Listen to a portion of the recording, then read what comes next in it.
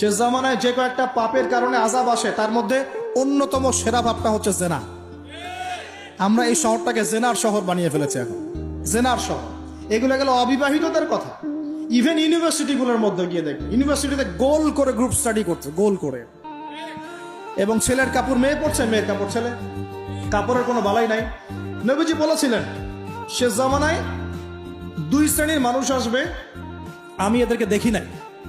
নবীজি দেখেন নাই মানে 1400 বছর আগে ওরা ছিল না। এক শ্রেণী হচ্ছে হাতের মধ্যে মানুষকে মারার কিছু অস্ত্র নিয়ে ঘুরে বেড়াবে।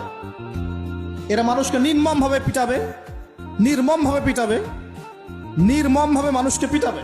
এই শ্রেণীকে আমি দেখিনি, এরা আসবে পরে। আর এক শ্রেণী হচ্ছে এমন এক শ্রেণীর মহিলা বের হবে যারা কাপড় পরেও নগ্ন থাকবে, নিজেরাও আকৃষ্ট হবে, অন্যকে আকৃষ্ট করবে। তো এই মেয়েদেরকে তো দেখতে পাচ্ছেন এখন, পারছেন না? তার মানে কিয়ামত কাছে না?